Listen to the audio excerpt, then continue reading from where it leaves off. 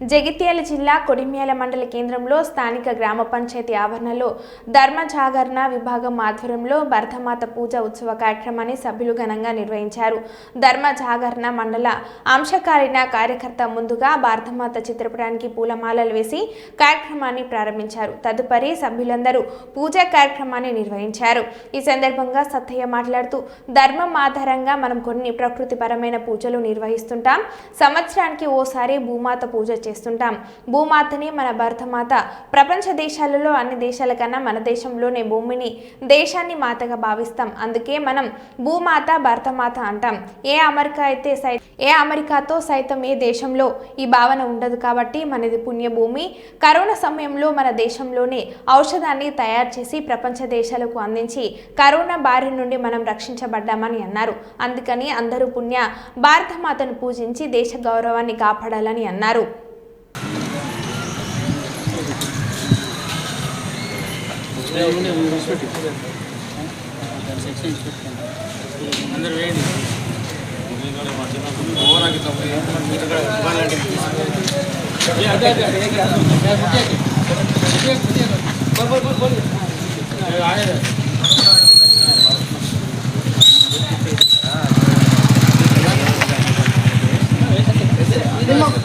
ఇంకా దేవనదా అయిపోయినట్టేనా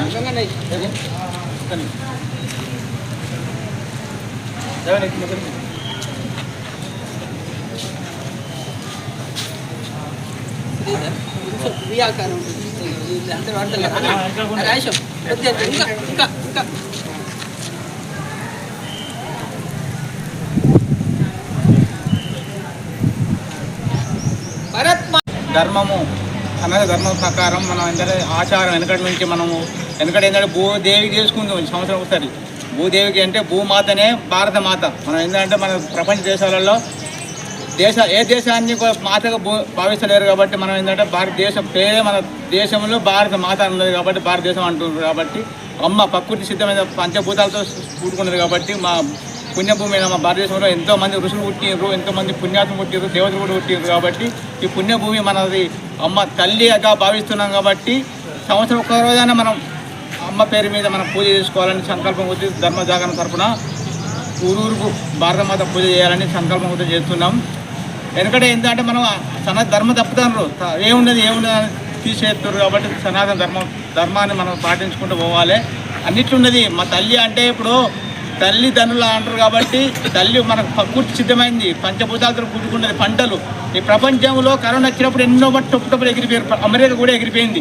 ఆయన భారతదేశం ఏంటంటే ప్రకృతి సిద్ధమైంది, గట్టి పునాది ఉన్నది. కాబట్టి ఔషధం ఇక్కడనే పుట్టింది. మన భారతదేశంలో తక్కువ కరోనా కేసులు అయినాయి. కాబట్టి ప్రపంచ దేశానికి భారతదేశం కాపాడింది. కాబట్టి ఇక్కడ ప్రకృతి సిద్ధమైన తల్లి ఉన్నది. కాబట్టి ఎందరో ఋషులు పుట్టిరు, మునులు కానీ ఋషులు కానీ పుట్టిరు. కాబట్టి తల్లిని భావించుకుంటూ భారత మాతకు జై అనే ఒకటి సంకల్పం కొద్ది మనం పూజ చేసుకోవాలని సంకల్పం ఇప్పుడు చేస్తున్నాం. జై భారత మాతాకి, జై భారత్ మాతాకి, భారత్ మాతాకి.